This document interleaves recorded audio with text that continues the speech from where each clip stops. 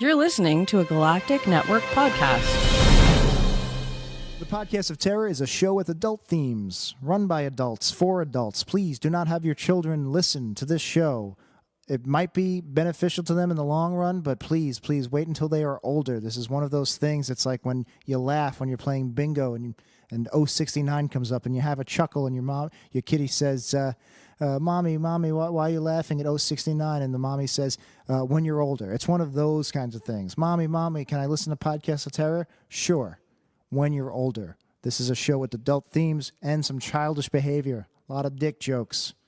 So please. If you want to avoid the swearing, if you want to avoid spoilers for your favorite horror movies, and if you want to avoid really, really lame, petty dick jokes, do not listen to this show. It is not for you. Corey, how often do you wear a shirt? Not as often as you would think. Yeah, it's always nice to cover up your nipples, and maybe your neighbors are complaining because they're hairy. I know you wear shirts when we do these shows. That's about it, from what I understand. It's more that I just give off a glare that blinds drivers by. It is hot in California, so I assume that you sweat. There's a slight sheen to you, and the California sun just... I don't even sheen. I Estevez. That is... If you do not want to Estevez in public... We have two places in which you can go. We got two coupon codes to make your life a little cheaper. You can go visit frequent guest and friend of the show, Matt Vincent, his website, thehate.com. That's the HVIII.com. Use the coupon code HBG15 for 50% off your order. Maybe you hate him. I don't know. He's kind of a likable guy. But if you hate him and you want to go spend your money somewhere else, we got this other place. Go to statusfearmerch.com. Another sponsor of the show, friend of the show. He does all our artwork. He's a really nice guy. He does all the art for my band, except for the stuff that Corey's wife draws. Head over to statusfearmerch.com. Use the coupon code TERROR. Get you a little nice discount there. Burn and fire, burn the fire. Burn and fire, burn the fire. Guess who's back in the motherfucking house with a big fat dick for that motherfucking mouth? There we go. This is episode 101 of the Podcast of Terror. I'm your host, Matt Stein. With me, as always, is Corey. It's small, but I work with it. Scott. Corey, how are you? It's true. Like my rap tunes, I keep it short, I keep it quick, and I keep it really sloppy. I tell your wife I'm sorry. Lovely. Yeah, it's as you heard, a female voice. We don't have females on this show very often, so I make Not sure often to enough. pull out all of the dick references when we do have them to make them incredibly uncomfortable.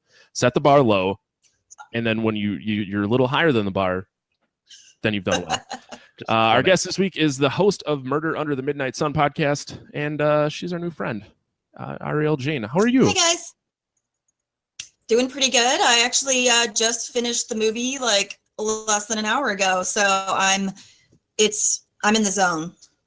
My Sunday morning ritual is to drink a lot of coffee and watch whatever movie I've been assigned. So that's a good ritual. I had to watch it in two sittings. I started this movie. I was really happy that you mentioned this as being one of your movies. And since we never even said what it was, I should probably mention it's Chopping Mall. Yeah. A couple weeks ago, I was up in Door County, which is the thumb of Wisconsin, if you're unfamiliar, getting incredibly drunk with some high school friends, and we brought the 10 worst horror movies of all time, and Chopping Mall was one of them. And we got about halfway through before I got so drunk I didn't know what my name was, so I had to finish it. By the way, I didn't know Wisconsin had a thumb, seeing as how I'm originally from Michigan. Do you keep the thumb in Ohio's ass? What is the? No, we stay far away from Ohio because Ohio is a shit show. Yeah, that's true. Which I'm going to like 2 times in the next 6 months, but They have Cedar Point. I don't like roller coasters. The world can't be that bad if you got Cedar Point. I don't know. I dated a girl who liked roller coasters a lot, and she would like hike her knees up, so when they brought the bar down, it would rattle while she jumped. Oh no. Yeah, and I'm like, fucking whatever. And then she clogged my parents' toilet and overflowed shit all over the place. But always living on the edge. Oh my god. That took a dark turn. Yeah. I can't really say her name or her nickname in case she listens to this, but I doubt she does. But if she does, she knows. She knows. Otherwise, she just thinks she's one of 20 different girls who clog your parents' toilet. My parents had poor plumbing. It sounds like she has poor plumbing. She was As that was. It sounds like you have a particular type. Yeah. Whoa. Only one girl I have dated has such a meaty shit that it clogged and overflowed a toilet. And that was long before I met my wife. It's not my wife either. Anyways, Okay, well, yeah. I do put that out there. Yeah. Good- No, it's not my good wife. save. She's Good not a save. toilet overflower. Okay. Yeah. So I don't even know how to podcast anymore. It's been like 2 months. But we're on this podcast, including show notes, content information, subscription links. Go to gncast.com/pot. You can chat with us on our Slack channel during our shows at gncast.com/sign up. And while you're there, you can subscribe to the newsletter that we have as well. Ariel, why don't you talk about your show?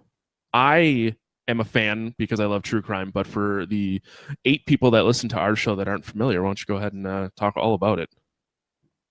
Well, I live in Alaska, born and raised. I've lived here 30-ish years, and I decided to do a true crime podcast because, it's one of my biggest interests. And I chose to focus on Alaskan crimes because a lot of them are pretty fucked up and never really got the national media attention that did. So I cover a lot of stories that no one's ever heard of, but are crazy. There's a couple I've covered where it's 1/3 of a tiny town's population is murdered in one day. So there's a lot of really weird crimes that have happened up here. And I like crime pods that are cases I've never heard of. So that's kind of what I aim to do. And so far, I think I've only had one overlap with other podcasts. So nice. And where can the nice people find you? You can find me on iTunes, Stitcher, Google Play, pretty much anywhere fine podcasts are sold. I'm on Facebook. I've got a page under the Midnight Sun, and I'm on Twitter at Murder the Sun, and I'm probably most active on Twitter if you're into that sort of thing. Awesome. Well, thanks again for coming. Hey, we've been trying to set this up for a while, but I hit podcasting menopause, and I needed a break. I hear that. Yeah, it happens once in a while. That was going through the change, and the change was doing this goddamn show every week. Well, so a couple days ago, Corey and I reconnected. I bought a new computer, so I had to make sure my shit worked. And this weekend was the first weekend I've been home since the middle of August, and it sucks. So it's I didn't really get a break at all. But gotcha. My liver also did not get a break. I was going to say, because you stopped drinking as soon as you stopped podcasting, right? You took the couple of months off and drank. Nope, you just strictly, I would assume, Lipton iced tea. But I came home from Kansas with 3 cases of beer. And then I was in Door County drinking. One of my coworkers actually had to question what I was doing because my Untapped was updating so quickly. He wasn't sure what I was doing. Is it social media or is it a cry for help? It's both. It's both. I do want to mention that Alaska is home to one of my favorite beers of all time. What's that? It is Midnight Sun Brewing's Treat. It's their chocolate pumpkin porter. Yeah, they have a lot of awesome beers. They're, obviously hometown favorite. Mm-hmm. And we actually have, pretty decent local breweries, but I think that they're probably the most popular by far. So they have a lot of great beers. I need to get up there. I have some asshole that I know through work goes up there to watch hockey every year, so I make him bring me back a couple bottles of Treat. I hope he's not listening. Hockey? Yeah, he went to Northwestern University, which is in the UP of Michigan, and they like it enough that they go to Alaska to watch hockey. Yeah, yeah, right. That's about how I feel. Weird. Anyway. A fucking weird guy. He's a network engineer. They're all weird. Yeah, that's true. Yeah, very true. So before we go ahead and get into the movie, so okay, we should also mention technically this is season 2. We did what worst episode ever did, which is literally where we steal everything from. We did 100 episodes season 1. Took a little break, and now we're going back for season 2. So season 2, we're making some changes. We're going to kind of get rid of the news just to make the episodes a little more timeless. Okay. It's really fucking difficult to try and find news every week. And if we miss a week because I have diarrhea or something, we have to like find all news stories. So we're getting rid of that. But before we get into the shopping mall discussion, hey Corey, what you drinking? I am back to my Lipton iced tea, which I never left. I can't. It's boring. It's the only thing that keeps me alive. I have so little. You got a sweet ass though. Ariel, are you drinking anything? I tried to warn you. It's like not even. What time is it? It's like not even 5 o'clock here yet. So I've got 5 minutes. So maybe in 5 minutes you'll get something. Yeah. You know, whatever. I think it was 12:30 when I had my first beer yesterday, but That's fine. Happens to the best of us. We've recorded the show early in the morning for me, and you're only 2 hours ahead of me, Matt. So I know that you've had beers at 10 a.m. Well, you can't drink all day if you don't start before noon. That's true. That's true. Yeah, and I like beer. I did a bunch of yard work yesterday. It was warm-ish here. Had to have beer and play video games. Fuck you guys. So in 5 minutes, we'll circle back, and you better be drinking something. If we need to take a break so you can get a beverage, that's fine. But it is today. It's the day we're recording this is October 1st. So when this comes out, it'll be the 3rd on Tuesday. Happy birthday, Dad. Did you just say happy birthday, Dad? Yeah, it's my dad's. It's your dad's birthday? Yeah. Is it it's not the one that hates us, right? Thinks I swear too much? No, that's my stepfather who thinks Jack swears too much. Yeah, He's probably right. Potty mouth fuck. So I have some special white girl beers because it's October. It's white girl season. I have funky. I'm offended by this. No, don't be. Don't be. I probably Who consume doesn't more like white pumpkin girls? than most white girls. Go back to Snoop Dogg if we're talking. Like, I don't like it at all. You really don't? Not at all. I actually don't really drink coffee, so. Oh, see, I had pumpkin Cheerios. I made Ew. pumpkin bread pudding, pumpkin beer, pumpkin pie, pumpkin bars, pumpkin cookies, pumpkin Twinkies, pumpkin donuts. Yeah. That's a lot of pumpkin. Yeah, if I ever ask why I'm fat, just reference this conversation. Be like, it's all those pumpkin snacks you're putting in your fucking pie hole. it's weird that you like so much pumpkin when you're so out of your gourd. Oh, Jesus. So I'm drinking bad. funkier pumpkin from Boulevard in Kansas City. It was one of my groomsmen's gifts for being in a wedding last weekend. And backup, I got this pumpkin stout that's going to go in my mouth hole here pretty quick. All right. Now that I'm properly lubed, let's talk about shopping mall. Okay. So I have to ask, you really, No. really think it's in like the top 10? It's pretty bad. I mean, the internet told me it was in the top 10 worst movies ever. It's not. Okay. I mean, there's with all movies, there's like kind of you have to give an explanation. It's not a good movie, but it is an entertaining movie. It's not scary. It's super fucking easy, but it's entertaining, and that's what I want. I want entertainment. There was some real 80s moments which I kind of laughed at, like It was the whole very everyone's fucking in the furniture store. I know. My favorite line of the whole movie was "Call me the king," and then the weird kid just goes, "Furniture king." Yeah. I laughed a lot. I kind of feel like people that put that in like the top 10 worst horror movies have neither heard of Trauma nor seen a Trauma movie, because those are, many of them, I mean, you just can't make it through because they're so dumb and not even remotely entertaining. Yeah, and this is the 80s when like even crap movies wound up getting a soundtrack put out on a record label. They put effort into this stuff, even if it wasn't the greatest film in the world. And this film wasn't very successful in the theaters. In fact, I think it might have come out with one name, and then they changed the name later on from Killbots to Chopping Mall. Yep.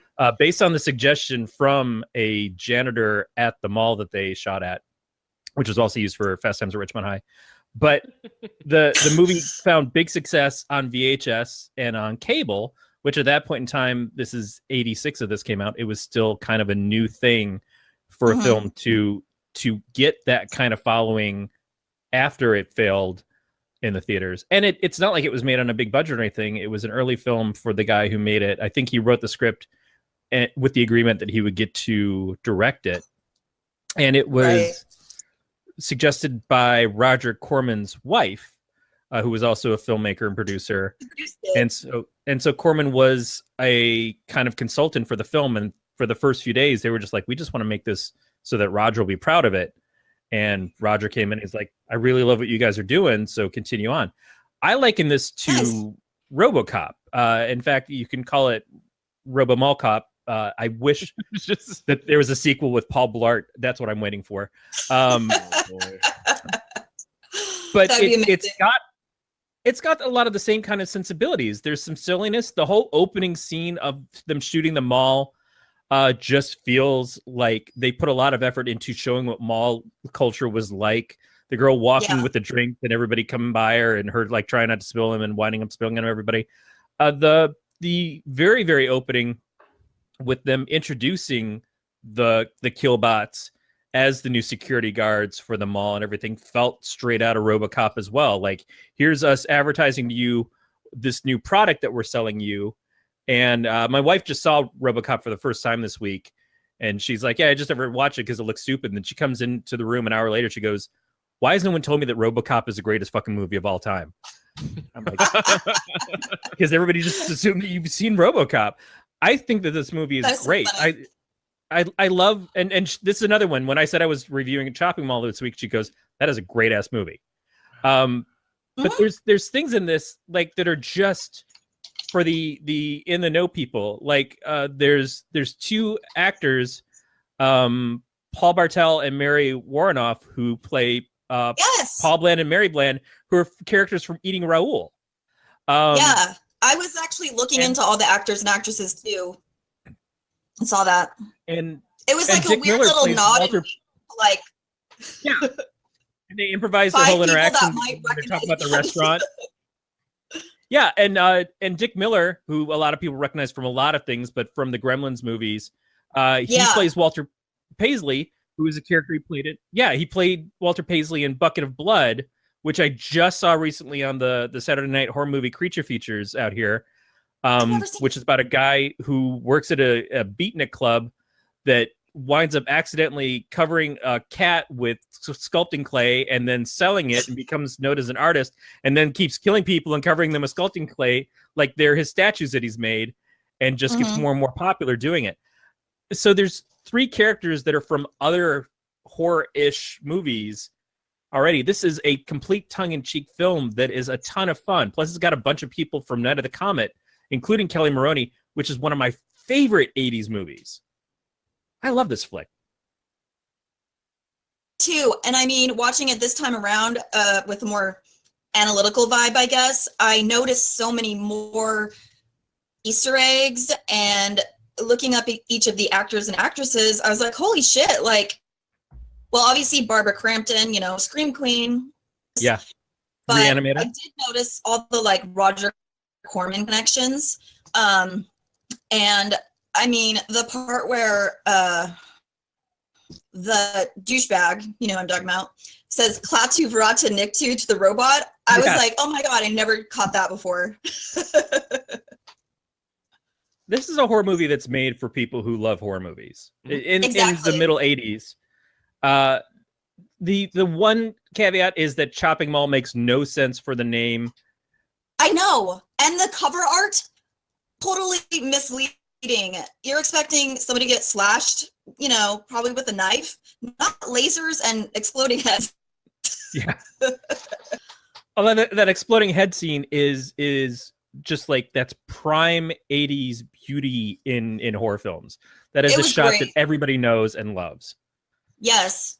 I really remember seeing the cover when I was younger in a video store, which I do remember, and I miss them dearly. And I used to see this video there, and I was just like, man, I want to see that movie. It looks awesome based on the cover art. So I finally watched it when I was probably, I don't know, 29, and was like, this movie is completely different than I possibly expected. Yeah, I guess having not read anything based on the name, kind of going back to what you guys said, is like, I never would have expected it to be laser shooting robots. Right. Maybe like a crazed knife man. Yeah, exactly. And the robots are really well done for what you think is a low budget horror movie. They seem pretty solidly made. Now, in 1986, there was also another movie that I want to say it's a Wes Craven film called Deadly Friend that had Christy Swanson in it.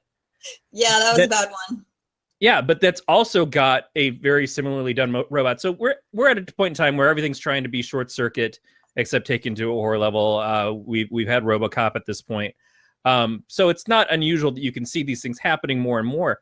But they're still pretty good examples of making these things, because you see a lot of schlock of like, oh, the robot is this, and it's just like poorly claymation type animation for it and just looks like garbage. These things look really good. The designs were well done. Yeah. The director of the film actually did the voice for the Killbots, the one who's always saying "Thank you, have a nice day." That was the guy who made the movie. But I was pretty impressed overall with the quality of it.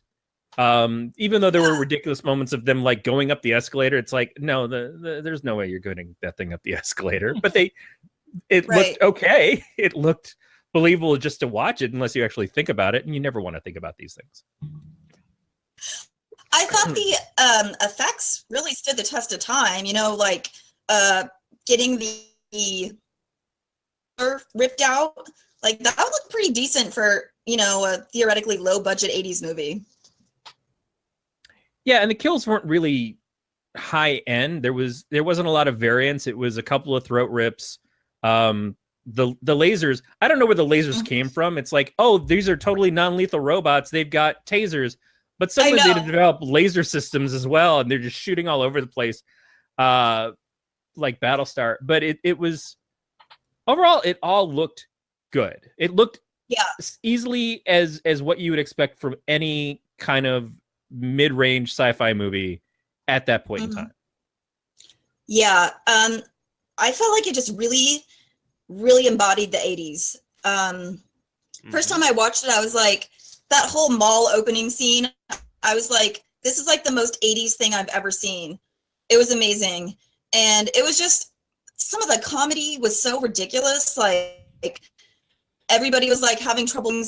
People were just like tripping all over themselves throughout this mall. And I was like, I feel like this, you know, that was my first time watching it. I felt like I'd seen it before because it just felt like quintessentially 80s, for lack of a better description. Yeah, as a kid who grew up in the 80s and not quite age equivalent to these guys, but certainly I reached their age before the 80s ended. I completely felt at home in this. And it helps that there's a familiarity because, again, this mall has been in other things. They wanted to get a different mall, but it was too expensive, so they wound up going with the one that they used. Like I said, that was in Fast Times, which Kelly Maroney was actually in. That's what I was going to say. Yeah, I looked up everybody and seeing if any of them were still acting and that kind of thing. And I was like, okay. She was in Fast Times, and it is, now that you mention it, it's very noticeable that that's the same mall. Yeah, but at the same time, all the malls kind of felt like they looked the same at that point. I was really geeked when I saw a Florsheim there, since I used to work at a strip mall that had a Florsheim. But it's totally right. It totally makes sense, and it feels like it's almost a commentary on consumerism at some points, which is exactly what it should do. It's not trying to be super serious. It is trying to be a comedic horror movie, but not as funny as some of the other ones. It's not Critters, right? But it's certainly not trying to be super dark either. It knows what it's doing. Exactly. I felt that it tried hard to, you know, hit the right notes with like the, you know, little, I guess you would call them like taglines or whatever, but didn't quite work out. There were a few that stuck out, but I mean, especially like the ending, like, have a nice day, you know? Yeah. I was like, man, they could have done so much better with that. A little disappointing. It was like they were having a late night in the writer's room, and they're like, fuck it. Have a nice day. We have to end this.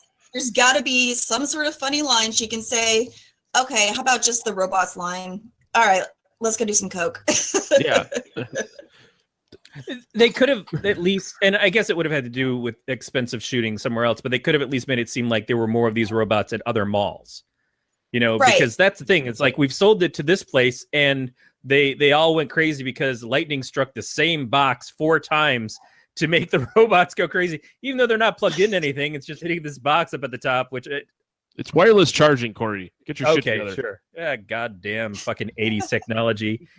Blown capacitor. I just thought it was so funny how important the mall was. Like, obviously, the mall was a huge thing in the 80s. The fucking office looks like NASA and awesome, like, robot technology, and they're using it to patrol the mall instead of, He's watching something pornography. slightly more important. No, he's watching a lot of pornography. We all know it. But here's well, I mean, on what though? Because he would have had to actually have a VCR or something to watch it at that point. No, he was just looking at the boobs. Yeah, he was just looking at a centerfold that was in the middle of his. How do I fix this crap? Oh wait, here's tits. Slowly downloading a picture with his 58.6 modem. Yeah, that's a problem. Is you're trying to run that technology on a Commodore VIC 20. I think you just dated yourself. I dated this picture. But the amount of money that they would have spent for 3 of these robots and the technology to keep it up and the guy who's sitting there and supposed to be monitoring it all night, they could have hired 50 security guards and still paid half as much for the next 10 years of their salary when minimum wage was $4.25 at that point. It's kind of like, oh yeah, we got these things. And then the people are just like, oh, we should get these for the restaurant, for the customers that annoy us. I know. And it's funny how it's like, they're totally foolproof. Nothing will go wrong. All you have to do is have your ID card with you. So if you don't have your ID card, you're just going to get tased. Yep. Do you think they were yelling, "Don't tase me, bro," in the 80s? No. No? Man. That was when we wanted to get tased. We were like, let's see what this feels like. We didn't have Jackass yet. We couldn't see Bam Margera getting a taser on his ball sack. It was like, I don't know. That looks cool. How else do you know you're alive if you haven't been tased in the old beanbag? You don't. All right. I don't know why this is taking so long, Corey. You don't know. I'm really not sure. According to certain tech industry highballs, I'm living in the Matrix. So fuck it. Huh. I can't stop thinking about the fact that you just talked about balls again. The show is back. Yeah, right. It didn't take us that long. I've already spilt beer. I have no paper towel to wipe it up. I'm just now rubbing it into my skin. Good job. Yeah, this is happening. I should put paper towels in here. I am hand cream. I am a fucking 30-year-old baby. Now my desk is sticky. So speaking of 80s, aside from Kelly Maroney, who was a pretty popular screen queen in that time, Tony O'Dell played Ferdy in this. Tony O'Dell, the only thing I know him from besides this is Head of the Class. He was the preppy lead in that show. I've never seen him in anything else other than this movie, but I don't know. I actually thought he was definitely the best looking out of all of the guys, even though he was supposed to be the nerd. And I mean, it was just so, I guess, cliche how the nerdy guy and this Kelly Maroney is supposed to be like this dorky chick are just like getting fixed up. And it's like kind of immediately showing you like, okay, this is going to be like the final guy and girl or the final girl. Yeah. And they didn't quite do the totally innocent final girl. Like she has to be completely virginal. But they were making out in a room full of 3 of their friend couples banging like 10 feet away. Yeah, it's that like, was weird. Oh man. Like 1986, I was 15. I don't remember a lot of orgies. I'm sure that they existed. Yeah, but I just want to let you know I was 1 year old in 1986. Thank you. Now I'm just gonna. Sorry, proceed with your orgy conversation. Speaking of balls, he just shriveled up and crawled up inside of me. Thanks for that. But it was just like, I don't know, like It didn't seem like any of the guys that had the girlfriends already weren't having sex somewhere. So the idea of like we have to do it in the store all en masse seemed really bizarre. Yeah. It's like this is the only way to get a clean bed. Especially the married couple. Like, they seem like they were supposed to be a couple years older and they're married, but they're hanging out with characters that seem like they're 17 and also having sex at the mall for some reason. Well, the age difference thing, I don't know if that was seen as that big of a deal in the 80s. It was a weird time. It was a different time. I mean, have either of you ever gone shopping for a mattress? Yeah, This is going somewhere, trust me. So when you go to those stores, do you not lay on all the beds? Do you think Yes, they but I wash do the not have sheets? sex on them. No, but do you think they wash the sheets? So you're saying that they're having sex in a furniture store for a clean bed is bullshit because those are fucking the dirtiest beds. They're probably worse than hotels. that's like money. Yeah, and the first thing That's I do when I true. go into a hotel is I strip off that top blanket with my foot and I kick it across the room in the corner and I leave it Nope. there. I get butt naked and I alligator roll and then I jizz everywhere. Matt just, instead of leaving a tip on the pillow when he leaves, Matt just leaves a portable black light. And he's like, enjoy. just turn the lights off for maximum effect. They don't Okay, even so clean it. They actually, just set the I place thought on it was fire. because they were like teenagers, so there's nowhere else for them to go be That's what I assumed. together. That's why I was like, why is this married couple showing up to hang out with their teenaged friends and also having this like romantic seduction in a mall? They're the weird ones. That's why. I was also It was confused very because they said strange. they made some sort of comment about like, well, if the place is trash on Monday, we're all going to get fired. So it's Friday night. The place it might be trash on Monday. It's a mall. They're open on the weekends. That's where most of their business is going to come in. So they're going to have to spend half the night cleaning up the place. It's not like they got all day Saturday and Sunday to go and fix everything up. And if they do plan on cleaning the sheets, where? In the mall fountain? That's true. Yeah, that's I never really. I mean, sorry, I'm getting hung up on this whole clean sheet situation, but It's a good thing to get hung up on. I didn't even think that much about it, I have to admit. Yeah, it's I like clean sheets. All right, I wash my sheets often. there's not a reason not to, unless you just like to lie in your own stink and dead skin cells. I wash my sheets too, but I think in like a killer robot movie, like my suspension of disbelief is already pretty up there, so I'm not really thinking about the logistics of the sheets. Well, right there is automatically like, how do you fight off killer robots? So first of all, they go and they find automatic weapons at a gun store in the mall. Again, Yeah. it's the 80s. Yeah. But in California. And second of all, did you think maybe just putting a blanket over them? Because Holy shit! It's like a fucking alligator. You cover its eyes and thinks it's dead. they can't see that if they try to roll over it, they're just going to get all tangled up in it and shit. Then you just push them down the stairs. There's so many ways that they could have done this, but like we're going to just shoot at them instead because they're completely encased in metal. And then we're going to run around with big fucking canisters of gasoline. Why do you have canisters of gasoline at the mall either? That's what I was also wondering about. And it seemed like the level of intelligence of the robots was kind of back and forth a little, because at one point they seem totally sentient. Like one is like turns off and like hides behind a corner. And then later on, they're using these mannequins to pretend to be people so the robots shoot at them. So I just feel like the screenwriters weren't really as agents of the robots, because I don't know, maybe some were smarter than others. The one guy who has deniability, like, no, I'm sorry, I was over here in the corner. I was shut down the whole time. They're the ones who killing the fucking kids and the janitor. Yeah, and somehow they figured out how to like dynamite open that door when they're hiding behind it. How the hell did they do that? The door opens inward towards the robot at one point. He's got no fucking hands to open it, and you don't see him move at all. It's just like the door just blows open like it's in Weird Science.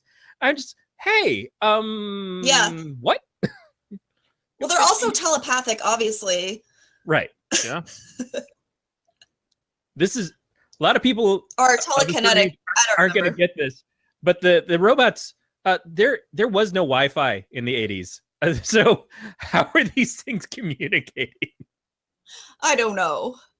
I don't think And- this movie ever expected 3 random internet assholes to talk about it 30 years later. I don't think so either. So, But that is us tearing it apart for the sake of tearing it apart for plausibility and everything. oh fuck yeah, that's what we're here for. But that's Yeah. I thought But it was we pretty know how silly majestic it in is. general. we know It's really- it's dumb. Yeah, it's really a pretty decent movie, regardless. Like, Yeah. even when you tear it apart, it's still making me laugh. Yeah, it was entertaining. You kind of knew what was going to happen, but you still, you know, you still want to see it happen, I guess. It's not a movie that put on and you're like, this is so dumb, I have to turn it off. Movie. Yeah, this is a you have to be in a mood for a nostalgic film to decide to watch it. But if you're already in that Right. mode, you're going to get exactly what you want out of it.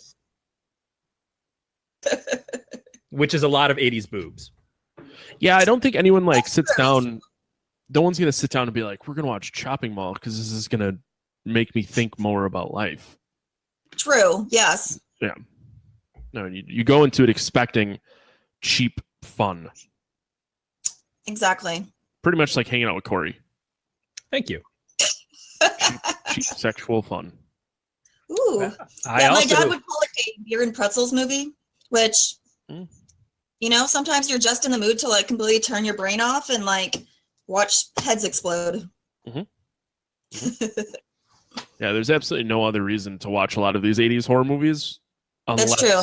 unless you just kind of want to shut off. Like, Yeah, exactly. Yeah, and like I said, one of my favorite movies from the 80s is Night of the Comet.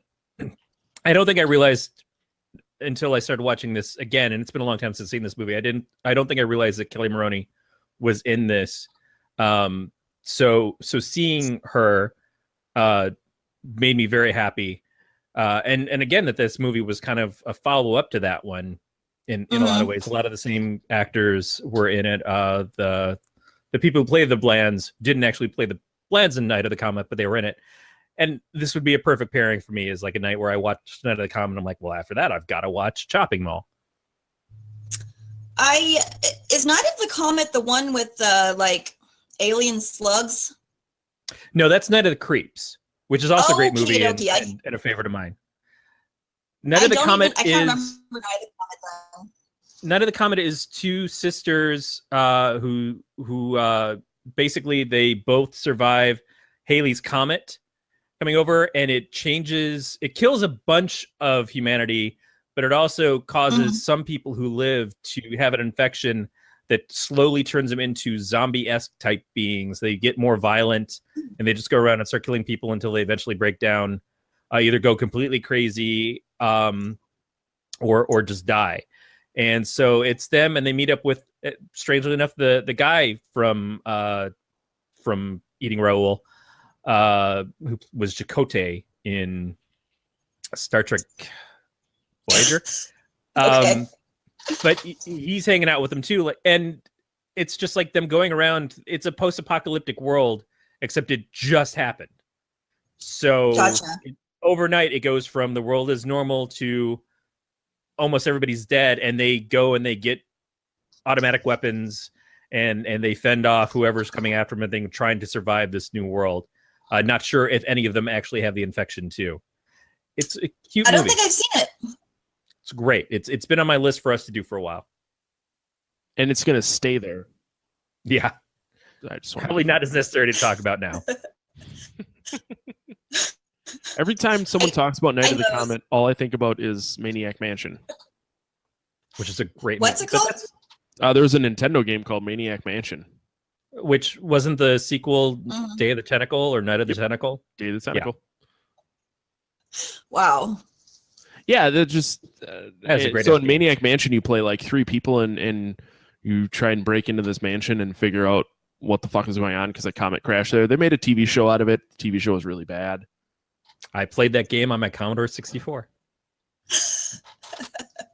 You're so old. I am really old.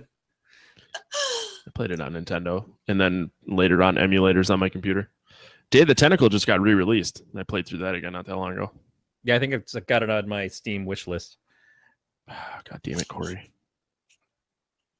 You know what's going to happen is I'm going to get drunk and buy it for you. You're a That's beautiful how man. all these things happen. That's why I keep Matt around and keep encouraging him to God drink. damn. It's My just- basement looks like a fucking liquor store. Matt, you want to do a podcast and then buy me pretty things? Backstory for anyone that missed the episode: Corey and I were talking about Phantasmagoria, and I just went and bought it for him. Nice. It was like $5. It's not a big deal, like, but still, this is my life. I just bought like 2 pounds of beef jerky while you guys were talking. Oh, Wow. I'm the worst. Yeah, I'm not even kidding. Okay, so speaking of Phantasmagoria, try to follow me here. Mhm. Did you notice that the tall man from Phantasm was in Angus Chopping Grimm. Mall? I was about to go to the Oh, same wow. thing. Yeah, he plays her dad, and And- it's like he's got this presence of like, oh, obviously you're fucking my daughter, and obviously I want to kill and eat your face. But go ahead, honey, if it makes you happy, Daddy will let you stay here and fuck your boyfriend in the mall. I know, and he also like kind of slut shamed his daughter because he said something like, "Oh, I'm sure you will do everything for him" or something like that. I was like, "That's kind of rude." Yeah, not pleasant interaction with it, but it seemed like it was there for no other reason than to have Angus Grimm in there because it had no payoff. Yeah. He had nothing to do with the movie after that scene. I know you definitely expect him to come back in some way, but I think he just has a face that's like made to be a villain, so they just wanted to like put him in there as another little like nod and wink for all that know who that is. And I instantly recognized him. I'm like, holy shit, that's great. But potentially because I thought that maybe he would have more to do with it. At the same Yeah. time, yeah, it's one of those things that if you have a movie that has all the in jokes, if you have a movie that has all these different horror staples, actors and actresses, I guess the kid who played the mute in Nightmare on Elm Street 3 and 4, Joey, he was in this in a cut scene. He was a shoplifter at the mall, but it never made it into the film. But it was his first film that he was ever in. So it's kind of too bad that he didn't get to actually stay in the footage. But yeah, there's so many things about that it's like, sure, I absolutely want to have these moments. I want to have more people be a part of this. It's cool now when we see it because it's like a throwback. It's all the nostalgia thing. But this was nostalgia in 1986. There wasn't a lot of that then. It wasn't something that we utilized or expected. So to kind of celebrate itself by including all of these different aspects, I think is fantastic. Yeah, I mean, I definitely think they were going for something, and probably in a way it fell flat for people that weren't in the know. Because, like, I know the first time I saw it and, like, the Blands in the very beginning, I'm like, what is with this random couple that's making these really stupid comments? But then when I, looked them up, I was like, oh, okay, they're, like, known entities. The chick was like part of like the Warhol factory scene, and they had just been in a movie like eating Raoul together. But if you don't know that, you're just like, what the fuck is going on? And that's just I watched Eating Raoul on cable in the 80s quite a bit. It was a weird ass movie. I don't know why I was so drawn to it, but it was one of those things that went on midnight on Showtime or whatever. You probably thought it was a porno. It was very strange. It was a lot of they wind up, they're a very proper couple who sleep in separate beds, and the wife keeps getting attacked by people in their apartment building because all these swinger parties happen there. So they kill the first guy who comes in there and tries to sexually molest her. The husband kills him, and then they realize, oh, well, we stole this money out of this guy's wallet because he's rich as a swinger.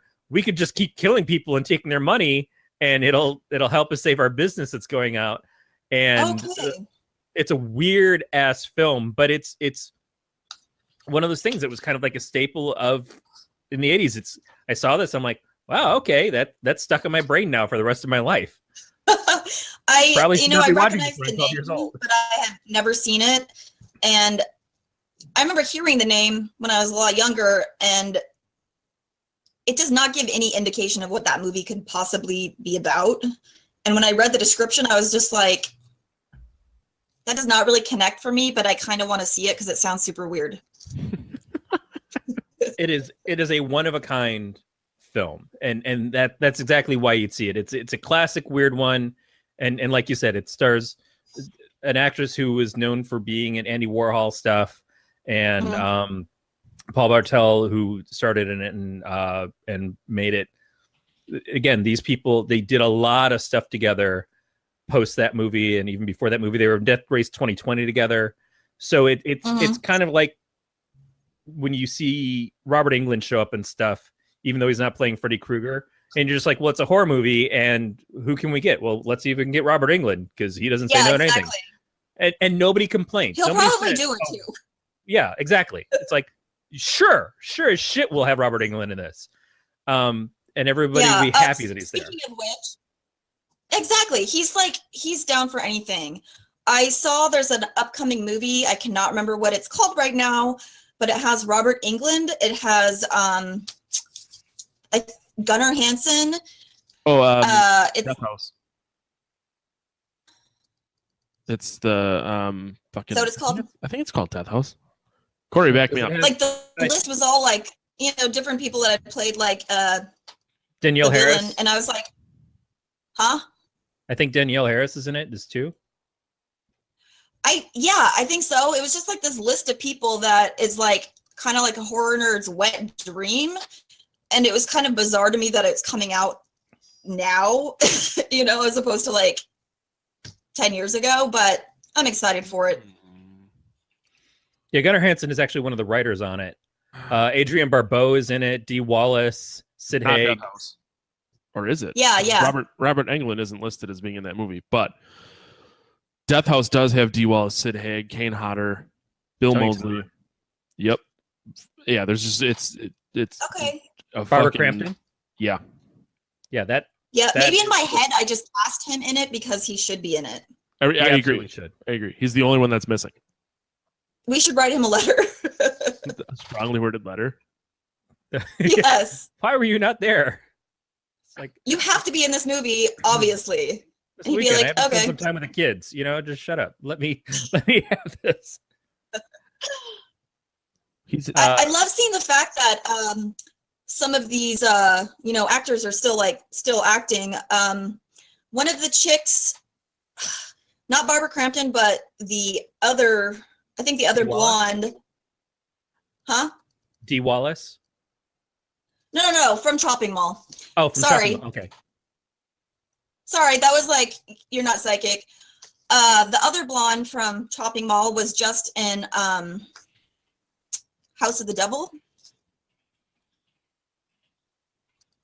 Susie Slater. I never saw it. Yes. Yeah. Oh my God, are you serious? Do you know how many fucking movies I have that I want to see? It's on my list. It's just It is so fucking good. You know how there's like this whole captcha? When you watch House of the Devil, you actually feel like you're just watching a movie that was made in like 1984. It's so fucking good. huh. Oh, It's sorry. still on Barry Netflix? Warrenoff was in House of the Devil. That's I'm sorry. Yes, that's the one. That's the one. Let me Yeah, see. no, it's an amazing movie. It's probably in the top 5 of horror movies for me from the past 10 or 15 years. Growly in the chat said that Dee Wallace was the MILF of the 80s.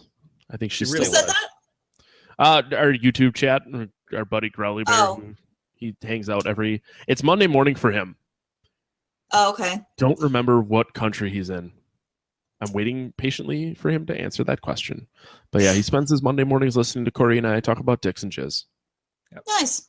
Yeah. Well, she was definitely like a bit of a scream queen, but like kind of older than the average scream queen, or at least, was portraying older characters.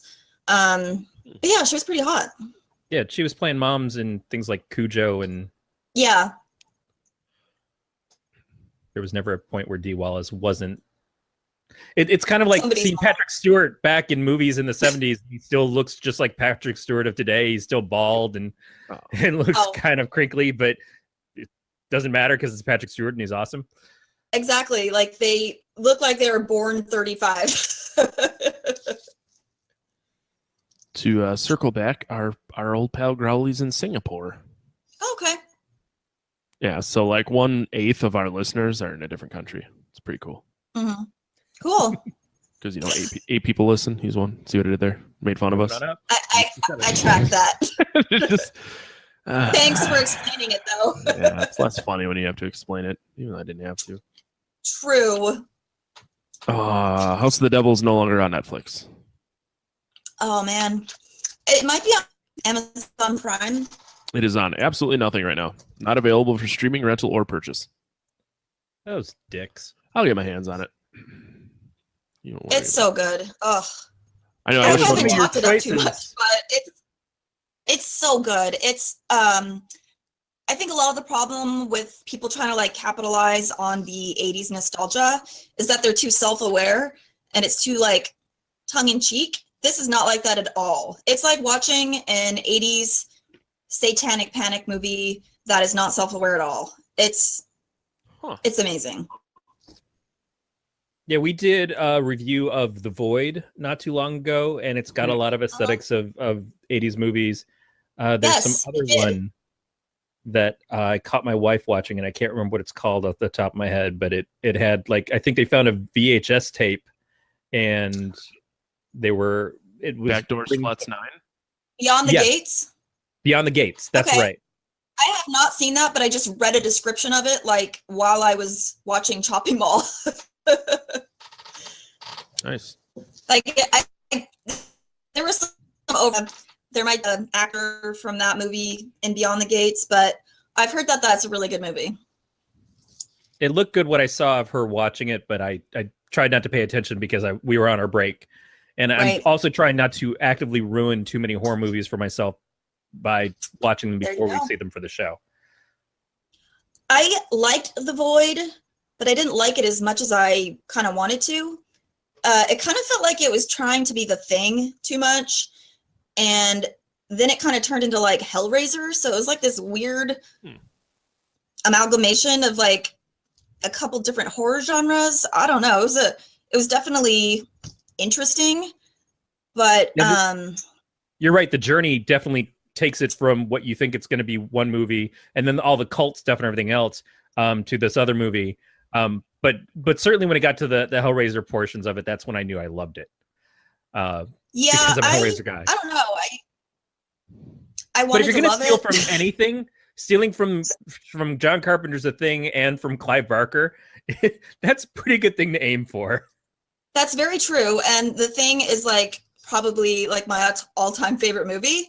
So that's why it was like extremely obvious to me, but probably a more modern viewer who hadn't seen that would probably just think it's a really great horror movie. Right. Yeah, and that's another part of doing a show like this, and why it was good that we took a break, is because you can become a little bit jaded to horror movies when you watch them continuously, and trying to feel like there's still any originality left, trying to feel that there's still stuff that can actually scare you. It becomes a little bit like every week is a cliche of some sort because you've seen it all before. Yeah, I mean, I feel like there's been a really good resurgence in the last like 10 years. I think that after Scream came out, there was just so many that were trying to be that same kind of feeling. And there were so many just terrible movies between, 1997 to like, but I've noticed that there's a lot of newer directors out there that are really doing some super unique stuff. And it's been really exciting to actually stump movies. And holy shit, I've never seen this before. Like, for example, Deathgasm. Have you seen that? Oh, yeah. When I just happened to stumble upon it, I'm like, this looks ridiculous. But I was like, oh my God, it blew my mind how it was so fucking unique, but also had, I aspects you can identify with from like zombie movies and that kind of thing. Yeah, it might be one of the highest ranked movies on our list of things that we reviewed, because we were absolutely in love with it. I love it so much. I watched it, and then the next day I was like, I made my dad watch it with me, and he loved it too. But I had forgotten the whole like dildo fight scene. Yes. So the dad and I was like, I forgot about this part. Yeah, off the top of my head, the only thing I think that might beat it out in the scores is Xanadu, of course, because Xanadu. But it certainly was up there. Xanadu, so scariest awesome. movie ever made. I've never seen it. I have no interest in it. Oh, you're totally missing out, but it will own your soul. You're not missing out. Matt and I, before the show, were talking about how we saw the new It while we were on break, and It, I think, is both a completely recognizable for everything that it's come before it film. Obviously, it's a remake, which itself is based off a book from the 70s, so a lot of things have emulated it for years. Right. But I can see how Hollywood is now going to want to try to make more stuff like it, and It itself came around at a time when people were already looking at Stranger Things and thinking how good Stranger Things is, which has a lot that it owes to it. But I look at it and I think the problem isn't going to be that everybody wants to copy this. It's that they're going to copy the wrong things, because why It is so good is because of the writing and the character work more than anything else. The way that those kids are and how they interact, I think, is the selling point of this movie for me, above all the really cool stuff with Pennywise, which is all good, but isn't really doing anything new. And for a lot of horror people, isn't even considered that scary. What I always try to say to people is like, it's not a horror movie in the sense of like trying to scare adults. It's trying to scare the kids at a level the kids would be scared by these things. And how they will change that to the adults is going to be the make or break for the second portion of the film. But I loved the way that those kids acted with each other and on their own and everything. And I think that for me is why that movie is so good. And I want to see anybody who does try to emulate it copy that portion of it, not just, oh, well, kids afraid of clowns. That's what our hook is. That's what people want right now. That's because the most successful horror movie ever made now is a movie about kids being scared by a clown. It's really not what it is. You know, it's so funny you say that, because I got interviewed yesterday for the Unfound podcast, and at the very end, we just randomly started talking about horror movies, and we were talking about that movie, and I was saying that it left me feeling deliriously happy in a weird way because of how organic the kid characters were and how realistic their dialogue and, you know, just everything about it really, like, it was like all the bad parts of the made-for-TV movie were fixed. And, like, the casting was, like, basically spot on. And after I saw it, I was, like, I actually had, like, chills because of how good it was. And I was talking to friends about it, and I said, I didn't really like the portrayal of Pennywise, but I just fucking love the movie. And they were like, how can you, like, not really like the villain, but like the movie? And I was like, well, it's because the villain portion of the movie was, like, actually, like, the least important, you know? Yep. I don't know why I didn't love the portrayal, but I would expect for that to have ruined the movie for me, but it didn't affect the quality of it at all. I thought that movie was pretty much perfect. Yeah, I feel exactly the same way. Is the stuff with Pennywise was good and was perfectly adequate for what you expect from a horrific clown film, which he wasn't even the clown all the time. But they did some good stuff with it, but it wasn't about that. And that's the trick, is you have a movie that is elevated by all these other things so that you get a horror movie that is also a really, really great movie besides that. Yeah. And I think Stephen King, you know, he's kind of known for having sort of unfilmable movies or unfilmable books, or books that don't translate very well to screen, as many of his made-for-TV movies are, you know, like, I don't know, Tommyknockers. But I thought seems like a movie that, or a book, could be really hard to adapt. and they somehow got it right after, I think many of us, I'm a massive Stephen King fan, of course, were really nervous about this movie coming out because they had like director changes and like rewrites and stuff like that. So I think a lot of us were really nervous it was going to be awful. So it was a big relief that it was amazing.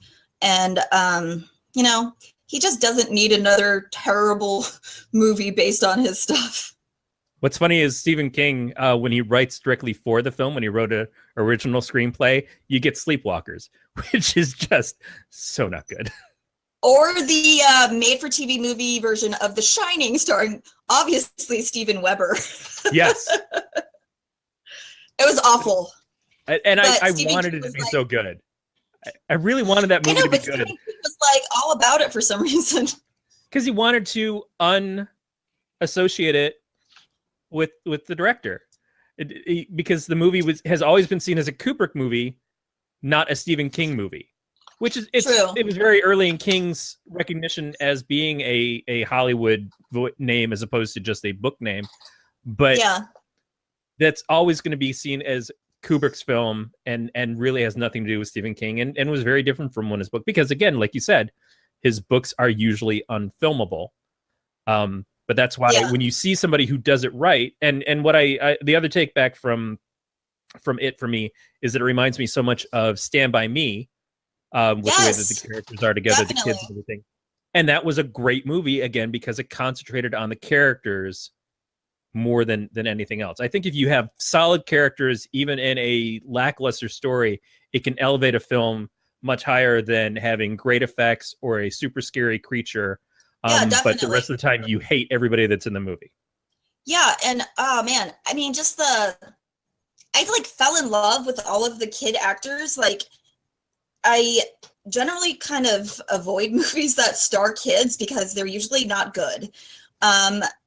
I was like blown away by how good they were. I mean, I feel like there was a couple of the characters that weren't really used that much, but the main couple of kids, I was just like, oh my God, I love this kid. Like the main kid, the girl was just like something about her, she's going to be a big star. Yeah. And of course, Finn Wolfhard. I want to hug him. Stole every scene. In that movie. Yes. I'm so happy I found kid actors I actually like, because it makes that nostalgia, I guess, that much easier to feel. Yep. All right, well, so we've turned this into a review of it. Let's I didn't want to stop you guys, but I feel like maybe we should rate Chopping Mall, which is that's exactly where I'm saying we came to here go back for. and rate Chopping Mall. Okay. We did away with the jerk off scale. I haven't found a new one, so I guess we're just gonna do a straight 0 to 5. What you thought of the movie and a justification of why you gave that. We'll go from there. Ariel, as our guest, you have to go first. Okay, so you said 0 to 5? Yep. Yes. And we also accept half points. Yep. Okay, so am I rating this on a scale of all movies ever, or like this specific genre? You're really getting a little too deep for us. Well, I'm not going to compare it to like Shawshank Redemption, because then it'll be like a 0. But as far as like 80s horror movies go, I think for me personally, it ranks pretty highly just because it's got that perfect mixture of like cheesiness and like kind of like attempted suspense. Man, 0 to 5, probably. And definitely 2. rated as a horror movie, and your horror movie, when you're going for a horror film, where would this rank as to the choice that you would make to watch at that point in time? Okay. It's like all movies ever. It's probably like 1.5 to 2. But if I'm basing it just like horror movies, and like if I'm looking at a huge selection of like all horror movies ever, what do I want to watch? Probably 2 to 2.5. Yeah, if you take it back to like you're in the old VHS store and you're looking at the choices up there on the shelves, what do you want to take home that weekend? You know, what's going to be your 48-hour, and hopefully I don't have to pay an extra $1 because I didn't forget to rewind it and I didn't keep it late and they're charging me an extra week for the rental. Yeah, that's higher, definitely, because I mean that fucking cover art, it's great. I mean, obviously it's extremely misleading, but it was.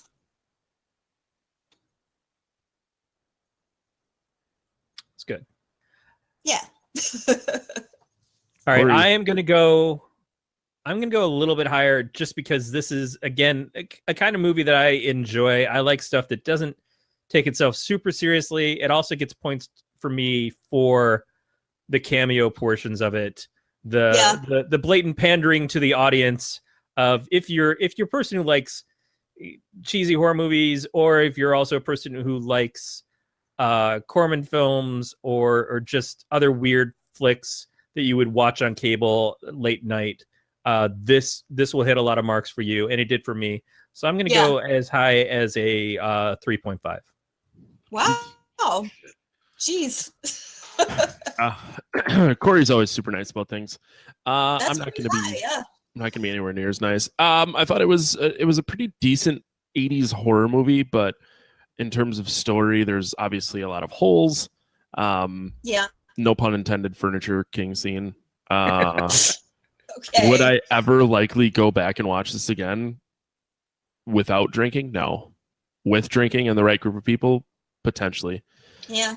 So you're going to say absolutely, because when are you not drinking? When I go to work, I'm not drinking, Corey. Don't get me fired. Work doesn't count. Work doesn't count. I can't legally be drunk at work, so that time just doesn't count. I'm going to go with a 2 also, just because I'm an asshole. No, 2 is reasonable. I am not discounting what you guys have chosen as your scores. I just, because of who I am, ranked it a little higher. That's how this works. Yeah. I mean, I could always probably be convinced a little bit either way too, because it's all kind of subjective. It's just fun. And I've seen it, like, first time I saw it, I was like 28 or 29. I'm now 33 times. So obviously it's fun. I would definitely watch it again to like show it to somebody. You know, there's certain movies that like you watch a million times because you keep meeting somebody that's never seen it. And I think this could be one of those movies. Like, you know, someone doesn't, you know, watch a lot of horror movies. It's not a bad one to really like introduce them to like cheesy, weird movies from the 80s. Yeah, and we're not a filmmakers or film experts review system. This show is a couple of guys who liked horror movies enough to talk about them and get together and have some fun making fun of them a little bit every week. But the way I look at it is, if I'm watching cable, it's 2:00 in the morning and I'm looking for something to watch. This is a movie that would show up in the listings and I go, oh, I can throw on Chopping Mall. Absolutely. You know, it's better than any of the infomercials. It's better than watching the reruns of Law and Order SVU or whatever that's on at this point. It's like, yeah, I will stop on Chopping Mall over most other things. I can see that. Yep. You just put it on and it's like kind of background noise. Yeah, it's a real person's ranking. Yes. Hey, Corey, Okay. why don't you do what I bring you here for? Publicly masturbate? No, read the outro. Fucking weirdo. Oh, the same thing. So you can contact us by leaving a voicemail at 805-328-3966. It's the same number as the first season, only you can use it because you didn't. You can email us at pot@gncast.com or leave us a message on our website. You can follow the show on Twitter, Facebook, Instagram. We're at Podcast of Terror in all of those places, and you subscribe to us via iTunes, Stitcher, Google Play, or any of your favorite podcatchers. That's how we like to do it. We're here for you. All subscription options can be found at gncast.com/subscribe, and you can join our Facebook page, Podcast of Terror, or you can join the network's page, Galactic Network. Ariel, where can people find you? Where's the best place to find you and what you're doing right now? Best place? Well, if you want to listen to my voice, probably iTunes or, whatever you use, Stitcher, Google Play. If you want to actually interact with me on the interwebs, probably Twitter at Murder the Sun. I'm pretty active on there. I don't love the social media, but it's definitely it's a really good way of interacting with your audience. So that's where I could probably be found the quickest and easiest. And the name of your show is Murder Under the Midnight Sun? That is correct. And that is a good place for people to look for you. Yep. Yeah, I'll have the links in the show notes too. So if you're cool. a fucking lazy human being, I'll take care of it for you. Corey, where can people find you? You can find the comics that I help publish at don'taskcomics.com. And nothing else? You're not going to talk about your wife this week? Maybe you're the man that created your salsa? Oh, so I'm wearing a t-shirt that is for a pretty shitty band that you probably never heard of called Drown the Lifeguard. See that box back there? Yeah. That's a box full of those shirts. I thought it was human head. Nope. I have not put the shirts in the bin yet. And the artwork on the shirt was actually designed by my wife. You can find her work at hag_attack on Instagram. She is blowing shit up right now with her art. She's actually going to do some appearances in Detroit at the end of next month. So I'm very excited for her. She's taking this stuff very seriously and doing a lot of stuff. Her episode of the Circus of Chaos was on again last night, so we got to see her be the featured artist of the week again. I just love it. I just loved seeing her and her success, because I know that she comes home and she draws every single day after a long work day on her days off, just from morning till night. It's a blast to see this happen for her. That is exciting, yeah, because making it in a creative endeavor is fucking hard as shit. That's why I went back to school. Playing drums in Yeah. a shitty metal band doesn't quite pay the bills. Neither does having an English and history degree. Dude, our vocalist actually has an English degree, and he is the director of ticket operations for the big ass amphitheater outdoor music venue in Milwaukee. So nothing English related. Yeah, obviously I do a lot of research, so that aspect is related, but I wouldn't say I make a good living doing the podcast. Maybe someday. Hey, as long as you're happy, that's what matters. Exactly. Yeah, you can find me on Twitter and Instagram and Untapped, because I'm an alcoholic, at Matt the Lifeguard. It's good to be back, guys. So next week we're going to be joined by creator of Unscripted, PJ Starks. We're going to be talking about a little movie from 2017 called The Monster Project. I'll have a link in the show notes for that movie if you haven't seen it yet. So that's going to do it for another episode of the podcast, Darren. We'll talk to you guys next week. Stay scared, everybody.